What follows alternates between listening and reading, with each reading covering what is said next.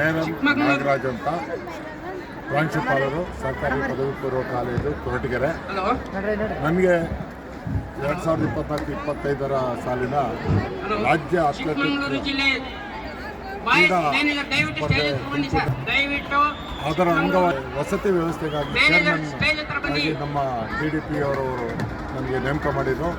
ಆ ಸಂದರ್ಭದಲ್ಲಿ ನಾನು ಎಲ್ಲರಿಗೂ ಕೂಡ ವ್ಯವಸ್ಥೆಯನ್ನು ಮಾಡಬೇಕಾದ್ರೆ ಶ್ವೇತಾ ಮೇಡಮ್ ಬಿಜಾಪುರ ಮತ್ತು ತಾಳಿಕೋಟೆಯವರು ಅವರು ಪರಿಚಯ ಆದರು. ಪರಿಚಯ ಆಗಿ ಸರ್ ನಮಗೆ ಒಂದು ಒಳ್ಳೆಯ ವ್ಯವಸ್ಥೆ ಮಾಡಿಕೊಡಿ ಅಂತ ಅಂದರು. ಅವ್ರಿಗೋಸ್ಕರ ನಾನು ಇಲ್ಲೇ ಸ್ಟೇಡಿಯಮಲ್ಲಿ ರೂಮ್ ಮಾಡಿಕೊಟ್ಟಿದ್ದೆ.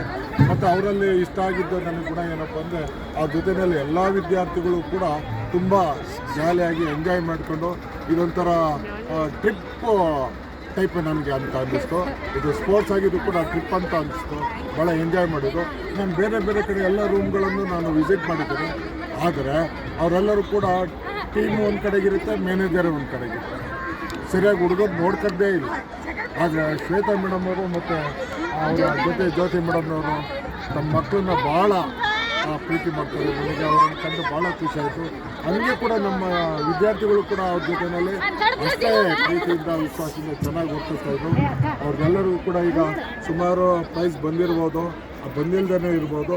ಆದರೆ ನಿಮಗೆಲ್ಲರೂ ಕೂಡ ಇದರಲ್ಲಿ ಭಾಗವಹಿಸಿದ ಸರ್ಟಿಫಿಕೇಟನ್ನು ಕೊಡ್ತಾರೆ. ಅದನ್ನೇ ನೀವು ಬೇರೆ ಯಾವ ಥರ ಕೂಡ ನಿಮ್ಗೆ ಅನುಕೂಲ ಆಗಂಗೆ ಬಳಸ್ಕೋಬೋದು. ಮುಂದೆ ಅನುಕೂಲ ಆಗುತ್ತೆ. ನಿಮಗೆಲ್ಲರಿಗೂ ಕೂಡ ಒಳ್ಳೆಯದಾಗಲಿ.